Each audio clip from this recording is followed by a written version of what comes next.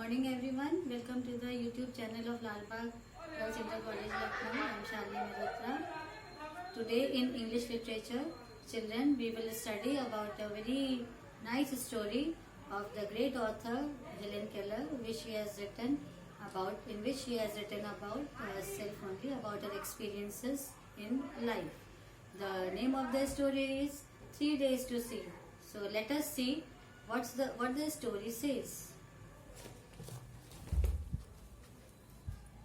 3 Days to See. Here is a text written by Helen Keller herself. It expresses some of her unfulfilled desires, some of the desires which were not fulfilled of this author, Helen Keller. She has written about those unfulfilled desires. Can you guess what they might be? Read on to discover them by yourself, for yourself. Children, this is the story of Helen Keller. She was blind and deaf by birth. When she was only 2 years of age, she lost her sight and the ability to hear. So she imagines what she would do if she had the ability of sight for 3 days. In this story, she is imagining that if she gets the eyesight, the vision for 3 days, what she would do. And here are some of the experiences. I feel the delicate symmetry of a leaf. I pass my hands lovingly over the smooth skin. Only she is imagining, she is feeling the touch of the different things of nature. Nature after her winter sleep. Occasionally I am very fortunate. I place my hand gently on the small tree. Now she is feeling everything. She is feeling the nature.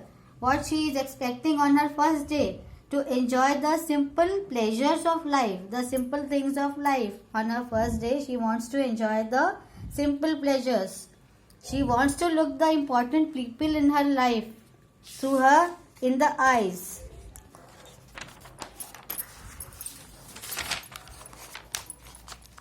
At times, my heart cries out with longing to see all these things.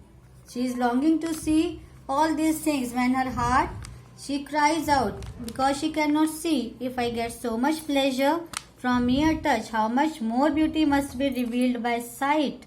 And I have imagined what I should most like to see if I were to given the use of my eyes, say for just 3 days. This is what I told you. She is imagining if she gets the sight for 3 days, what will be the life she will be enjoying more. When she feels the touch of the things and she is happy so much, how much she will be happy if she get the eyesight.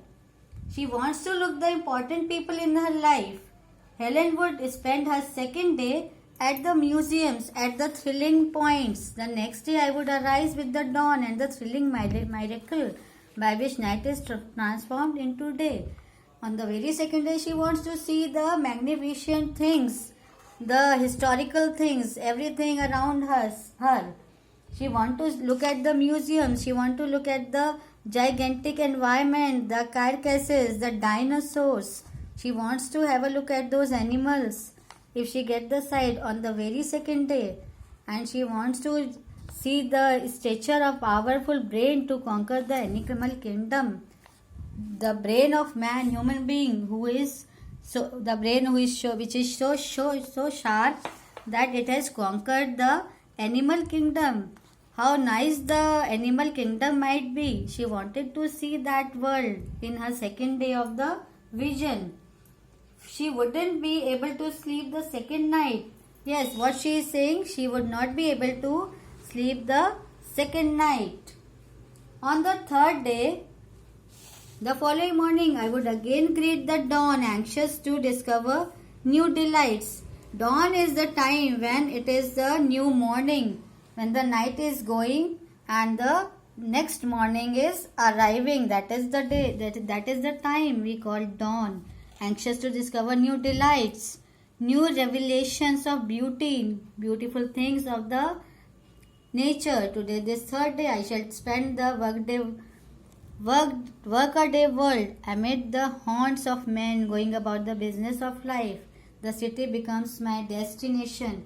On her very third day, she would take what she had learned from the first 2 days and become part of the life in her city. She wanted to become alive on the very third day. She wanted to become the part of the city in which she is living.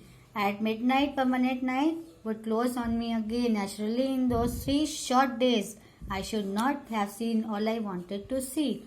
Only when darkness had again descended upon me should I realize how much I had left unseen. Yes, she is saying, how much is still left unseen. When the darkness will come, I will imagine that also. I, who am I blind, can give one hint to those who cannot, who can see. Use your eyes as if tomorrow you would be stricken blind. Use your eyes. She is saying that one should use the eyes to see the wonderful world. And the same method can be applied to your other senses.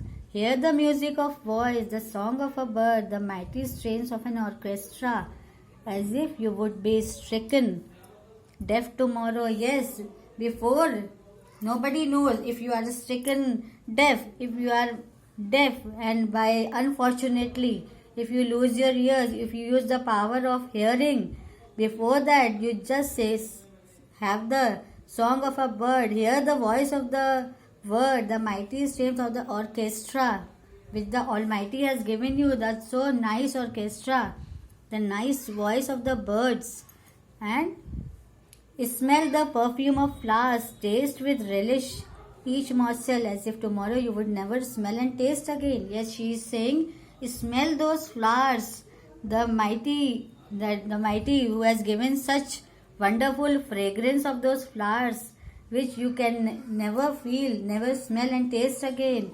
So be lively today, live your life, make the most of every sense, glory in all the facets of pleasure and beauty which the world reveals to you through the several means of contact which nature provides. But of all the senses, I am sure that sight must be the most delightful. Yes, in this story, again Helen Keller is saying that the most important part of your senses is the vision. Your sight is the most powerful and most important part. So children, I hope that you might have be interested in hearing the story and go through it and read it, and the difficult words which are being underlined here, please do write in your copies and submit in the group. Take care and goodbye.